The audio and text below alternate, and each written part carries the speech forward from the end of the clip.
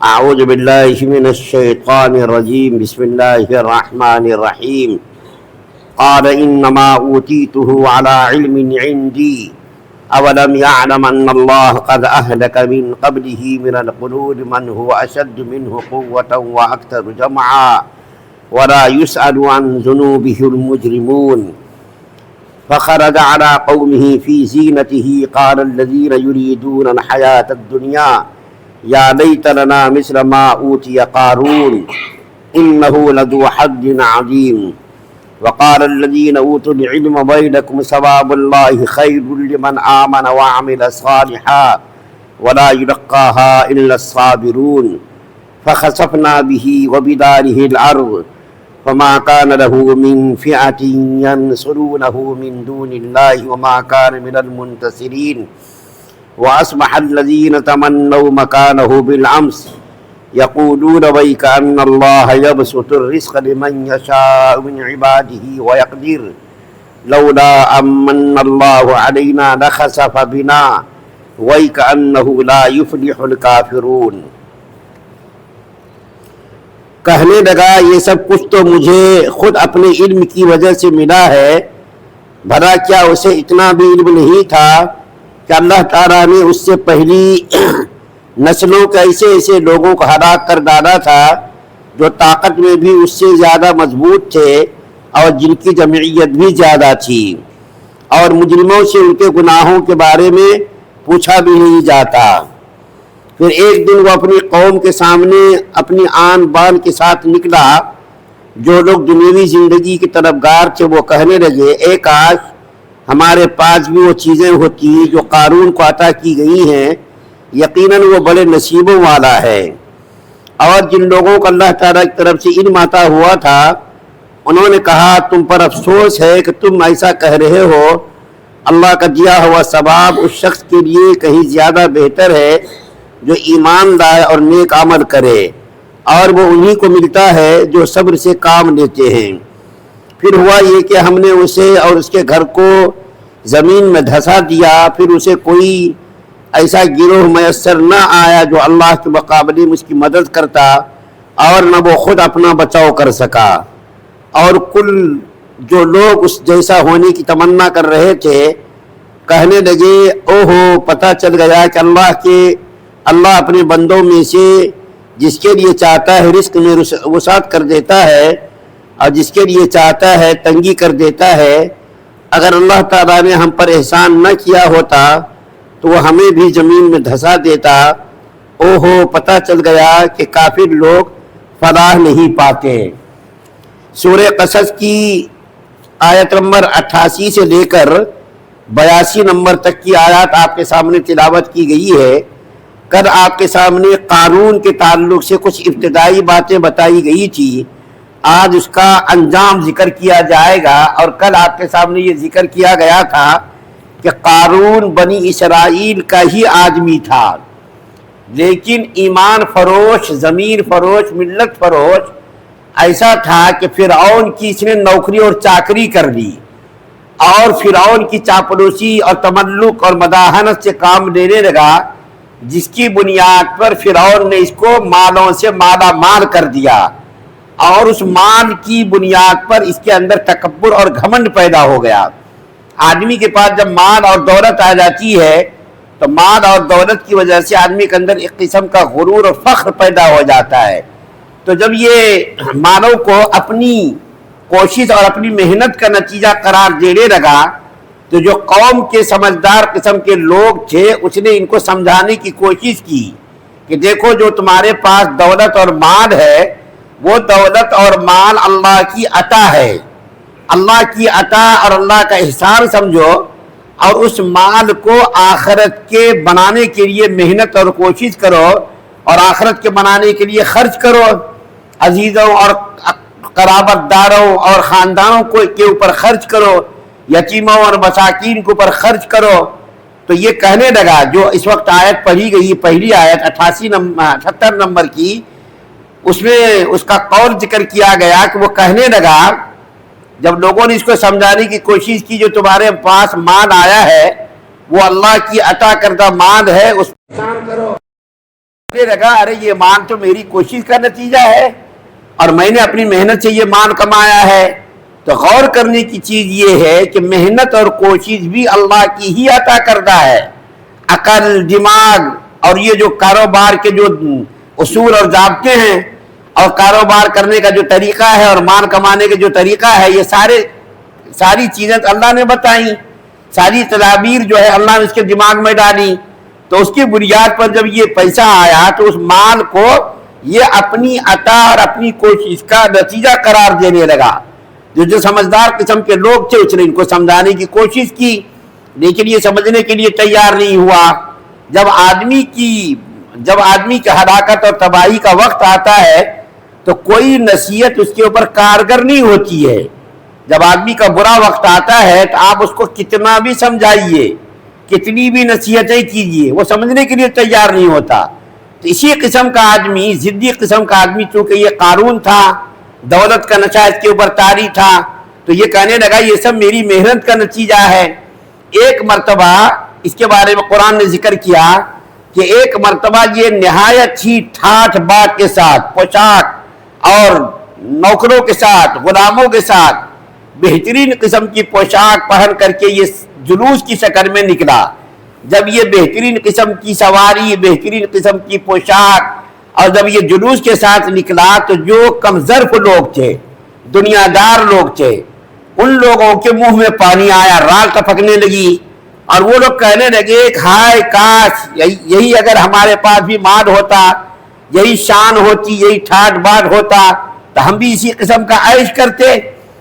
تو جو سمجھدار قسم کے لوگ تھے انہوں نے کہا ارے بیوقوفو، اس طرح کی بات مت کرو، یہ تو مال اس کے بعد جو آیا ہے یہ آزمائش ہے، یہ امتحان ہے.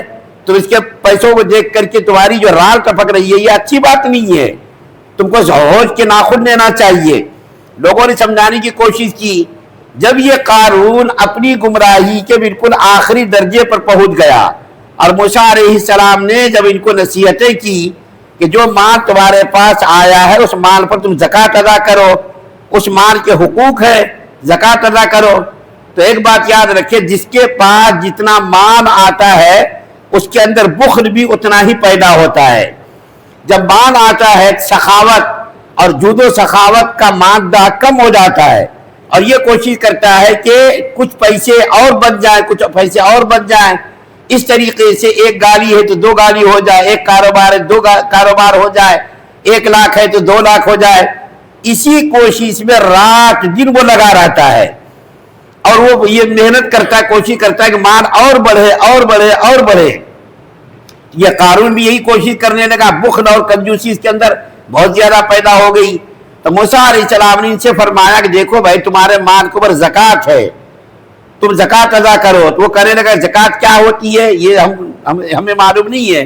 اور یہ قارون جو ہے موسیٰ علیہ السلام سے حسد کرنے لگا، جلنے لگا کہ ہمارے مال کے اوپر ان کا جو ہے ان کی نیت خراب ہو گئی ہے، ہمارے مال کو حاصل کرنا چاہتے ہیں یہ. تو اس طریقے سے یہ کوشش کرنے لگا کہ کسی بھی صورت میں موسیٰ علیہ السلام کو ذلیل اور رسوا کیا جائے. چنانچہ دیکھیے جب اس کا برا وقت آیا، انجام کا وقت آیا، ایک مرتبہ موسیٰ علیہ السلام تقریر کر رہے تھے، کھڑے ہو کر کے لوگوں سے وعظ و نصیحت فرما رہے تھے. تو اسی وعظ و نصیحت میں موسیٰ علیہ السلام نے یہ بیان کیا کہ اگر کوئی آدمی زناکاری کا ارتکاب کرے اور وہ آدمی شادی شدہ ہو تو اس کو رجم کیا جائے گا، اور اگر کوئی غیر شادی شدہ ہو تو اس کی سزا یہ ہے، الگ ہے.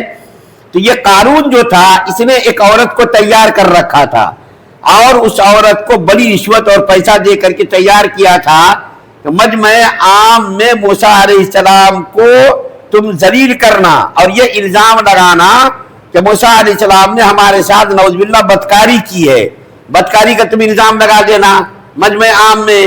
اور اس کا مقصد یہ تھا کہ کسی طریقے سے موسیٰ علیہ السلام کو ذلیل رسوا کیا جائے. چنانچہ اس عورت کو پیسے دے کر کے مجمع عام میں لا کر کے کھڑا کر دیا. جب موسیٰ علیہ السلام نے یہ بیان کیا کہ زناکار شادی شدہ کی سزا یہ ہے تو قارون کھڑا ہوا اور کہنے لگا کہ موسیٰ علیہ السلام اگر یہ کام آپ نے کیا تو موسیٰ علیہ السلام نے کہا میں نے، ہاں اگر آپ نے کیا تو آپ کی کیا سزا ہوگی؟ تو موسیٰ علیہ السلام نے فرمایا کہ اگر میں نے یہ جرم کیا تو مجھے بھی یہی سزا ملے گی. تو قارون کہنے لگا تم نے فلاں عورت کے ساتھ بدکاری کی، نعوذ باللہ ثم نعوذ باللہ، اور اس عورت کو کھڑا کر دیا کہ تم بتاؤ تمہارے ساتھ موسیٰ علیہ السلام نے یہ بدکاری کی ہے یا نہیں کی ہے. ایک بات جان میں رکھیے، عورت کے تعلق سے آدمی بہت جلدی یقین کر لیتا ہے، چاہے وہ الزام جھوٹا ہی کیوں نہ ہو. عورت کے تعلق سے اگر کوئی آدمی بدنام کرے تو اس کو یقین آدمی جلدی کر لیتا ہے، ہاں ایسا ہوگا. موسیٰ علیہ السلام کے اوپر جب انہوں نے الزام لگایا، وہ بھی مجمع عام میں کہ آپ نے اس عورت کے ساتھ بدکاری کی ہے. جب عورت سے پوچھا گیا کہ ہاں میرے ساتھ جنہوں نے بدکاری کی، موسیٰ علیہ السلام نے حیرانی سے پوچھا کیا میں نے ایسا تمہارے ساتھ کیا ہے؟ اس نے کہا ہاں آپ نے کیا ہے. موسیٰ علیہ السلام فوراً سجدے میں گر گئے اور سجدے میں جو ہے جا کر کے اللہ تعالیٰ سے گر گرانے لگے، یا اللہ تعالیٰ آپ ہمارے اور ان کے درمیان فیصلہ کر دیجئے. موسیٰ علیہ السلام نے سر اٹھایا اور اٹھا کر کے اس عورت کو خدا کی قسم دی اور فرمایا اس عورت سے بتا خدا کی قسم جس نے تجھے پیدا کیا ہے، تو بتا کیا میں نے تیرے ساتھ یہ کام کیا ہے؟ تو اس عورت کے اوپر کپ کپی طاری ہو گئی. خدا کے محبوب لاڈلے بندے کی جو بات سن کر کے اس کے اوپر کپ کپی طاری ہو گئی اور وہ کانپنے لگی، اور اس نے حقیقت کو ظاہر کر دیا اور اس نے کہا کہ نہیں آپ تو بالکل اس سے پاک اور صاف ہیں، آپ نے ایسا میرے ساتھ نہیں کیا ہے. قارون نے مجھ کو پیسہ دے کر کے اس بات کے لیے آمادہ کیا کہ میں آپ کو بدنام کروں، اور میں نے آپ کے بدنام کرنے کے لیے میں نے بہت پیسے لیے. موسیٰ علیہ السلام نے فوراً پھر دوبارہ سجدہ کیا اور اللہ تعالیٰ سے دعا مانگی، یا اللہ آپ ہمیں زمین کو ہمارے تابع کر دیجئے. موسیٰ علیہ السلام کی دعا قبول ہوئی اور اللہ تعالیٰ کی طرف سے وحی آئی، اے موسیٰ علیہ السلام ہم نے زمین کو آپ کے تابع کر دیا، آپ جیسا حکم ہے زمین آپ کی اطاعت کرے گی. چنانچہ موسیٰ علیہ السلام نے فرمایا اے زمین قارون کو زمین کے اندر دھسا دے، زمین کے اندر نگل لے. چنانچہ اسی وقت زمین کے اندر وہ دھسنا شروع ہو گیا اور زمین کے اندر وہ دھس گیا، اس کے ساتھ اس کے مال و اسباب بھی زمین کے اندر چلے گئے، اس کے عزیز و اقارب بھی زمین کے اندر چلے گئے، پورے لوگ زمین کے اندر دھس گئے اور اللہ تعالیٰ نے اس کو عبرت کا سامان بنا دیا. چنانچہ ان آیات کے اندر بیان کیا گیا ہے کہ قارون جو اپنی دولت پر ناز اور غرور کرتا تھا، اس سے پہلے بھی اس قسم کے لوگ گزرے ہیں جو ان طاقت میں، قوت میں، دولت میں، حکومت میں، تعداد میں ان سے زیادہ تھے. ان کا انجام کیا ہوا، ان کے ساتھ کیا کیا گیا، اللہ تعالیٰ نے اس کے ساتھ کیا معاملہ کیا، کیا سلوک کیا، اس سے ان کو عبرت لینی چاہیے.